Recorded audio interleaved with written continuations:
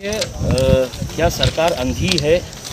सरकार को ये समझ में नहीं आ रहा है या सरकार देख नहीं रही है कि हर रोज़ हज़ारों मजदूर महाराष्ट्र से मजबूर होकर अपने अपने राज्यों की तरफ पैदल निकल रहे हैं।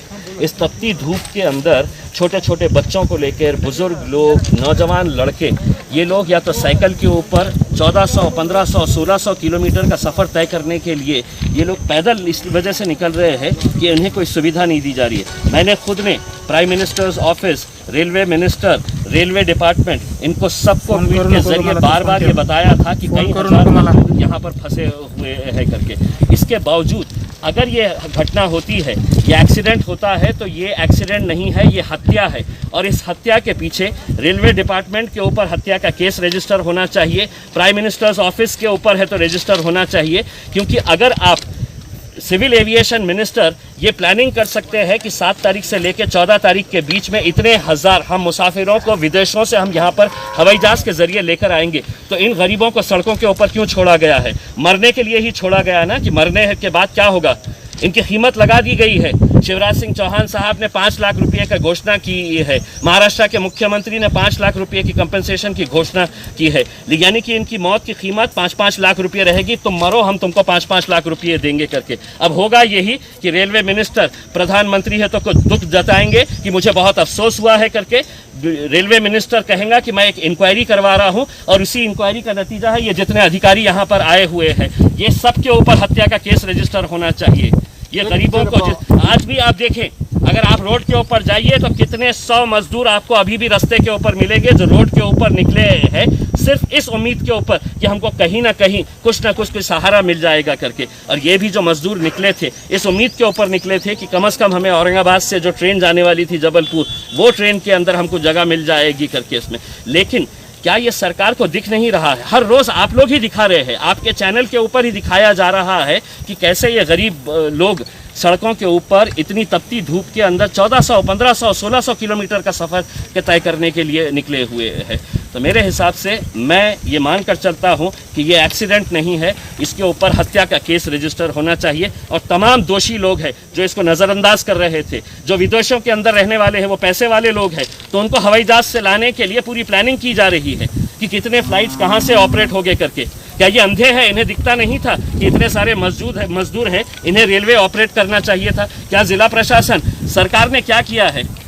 सिद्धार्थ साहब, सरकार ने ये किया था कि एक नोटिफिकेशन जारी किया और ये कहा कि इस ईमेल आईडी के ऊपर जितने भी मजदूर जाना चाहते हैं वो उस ईमेल आईडी के ऊपर है, तो आप अपना डिटेल्स अपलोड करिएगा, आपका आधार कार्ड अपलोड करिएगा, आपका मेडिकल सर्टिफिकेट अपलोड करिएगा। ये मजदूर जिनके पास ना स्मार्टफोन्स है, जिन्हें ना कंप्यूटर ऑपरेट करना आता है, ये मजदूर लोग ऑपरेट करे होते ऑनलाइन करके।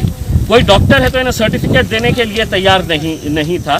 और ऐसी हालत के अंदर आप कहते हैं कि नहीं, आपको अगर ट्रेन से जाना है, आपको सफ़र करना है, तो आप जाइए ऑनलाइन के ऊपर अप्लाई करिएगा, आधार कार्ड ले लीजिएगा उसमें। कोई डॉक्टर जब करने के लिए तैयार नहीं था, और आखिरकार 3 दिनों तक आप देखे हैं कि हर जगह के ऊपर इतनी भीड़ लगी हुई है कि डॉक्टर्स का कहीं से सर्टिफिकेट मिल जाए, और कल दोपहर में जाकर सरकार चेंज कर देती है, नहीं हमको डॉक्टर का सर्टिफिकेट नहीं चाहिए। अब आप जाइए रेलवे स्टेशन के ऊपर जाइए, और आपको है तो सिर्फ डॉक्टर है तो आपका थर्मामीटर से चेक करेगा। तो ये रोज़ रोज़ के जो कानून बदले जा रहे थे, ये जानते हुए, ये अच्छी तरह से समझते थे कि ये लोग मरने वाले हैं। वायरस से नहीं मरेंगे, कोरोना वायरस से नहीं मरेंगे तो भूखमरी से मरेंगे, भूखमरी से नहीं मरेंगे तो इस तरह रेल के पटरियों के नीचे आकर मरेंगे, या सड़कों के ऊपर तपती धूप के अंदर मरेंगे। ये सब अच्छी तरह से जाहिर है कि इन लोगों के पास में मतलब इनके पास में ना फिटनेस सर्टिफिकेट था, ना सर्टिफिकेट था। ये लोग रोड ब्लॉक से इसके वजह से छुपा कर इस रोड से आए। तो जिला प्रशासन भी यहाँ पर थोड़ा सा जिम्मेदार लगता है आपको? 100% जिम्मेदार है, जिला प्रशासन भी जिम्मेदार है उसमें। क्या ये सरकार की जिम्मेदारी नहीं है, प्रशासन की जिम्मेदारी नहीं है कि आप अपने कम से कम, महाराष्ट्र जो है वो हमारी संस्कृति नहीं है इस तरह से गरीबों को, इस तरह से हम लोग जो उनकी पीड़ा देखते हुए हम नज़रअंदाज करें करके। ये सरकार की जिम्मेदारी थी कि कम से कम बसेस लगाए, महाराष्ट्र के बॉर्डर तक उन्हें बसेस तक पहुँचाया जाए। आप जानते हैं अच्छी तरह से, मैंने खुद ने कितने लोगों को ऐसा देखा है कि जो बसें साइकिल के ऊपर नौजवान लड़के निकल पड़े हैं कि नहीं साहब अब हम रह नहीं सकते हैं। और किस बात के लिए? कि उनको 2 वक्त की रोटी नहीं मिल रही है। कम से कम हम अपने घर जाएंगे, अपने घर में जाकर हम अपने परिवार के बीच में अगर हम मर गए तो चलेगा, लेकिन हमें यहाँ नहीं रहना है।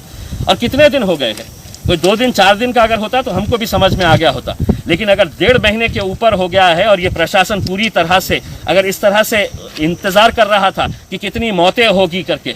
प्रधानमंत्री का बयान सुनिएगा, अफसोस हुआ है। प्रधानमंत्री को क्या दिखता नहीं है? प्रधानमंत्री टीवी देखते नहीं है क्या? ट्वीट्स पढ़ते नहीं है क्या?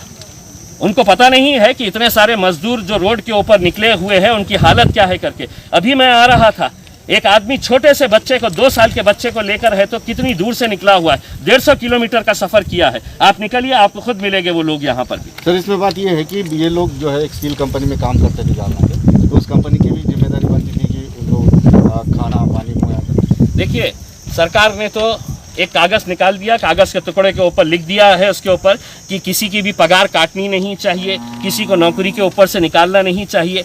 लेकिन क्या लेबर डिपार्टमेंट ने ये चेक किया है कि इन लोगों को इनकी पगार मिल रही थी, इन लोगों को नौकरी से रखा गया है या नौकरी से निकाला गया है? आज औरंगाबाद और जालना अगर देखा जाए तो ये एक इंडस्ट्रियल सिटी है, लेकिन यहाँ पर कितने सारे मजदूरों को कहा गया है कि अब आप जाइए घर के ऊपर। अब वो जाएंगे तो जाएं कैसा? सरकार ने ये तो कह दिया है कि हम आपको ट्रैवल पास दे देंगे। अब ट्रैवल पास देने के बाद कैसा जाएंगे आप मुझे ये बताइएगा। सरकार के या प्रशासन की तरफ से क्या इंतज़ाम किया गया है? हम तो उत्तर प्रदेश या मध्य प्रदेश की बात नहीं कर रहे हैं।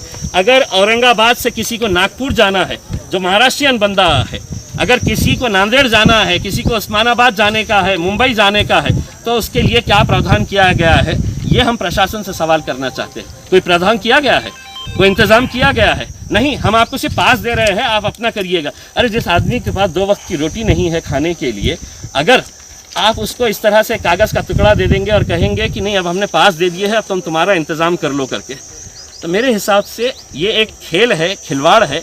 सिर्फ गरीब लोग हैं, उनकी मौत के ऊपर क्या अफसोस करने का? उसमें 5 लाख रुपये दे दिए, मरने के बाद उसमें और भी मरेंगे, 10-20 लोग मरेंगे तो 5-5 लाख रुपये मिल जाएंगे उसके अंदर। इससे ज़्यादा और कुछ नहीं होगा। एक इंक्वायरी होगी, इंक्वायरी के अंदर क्या होगा?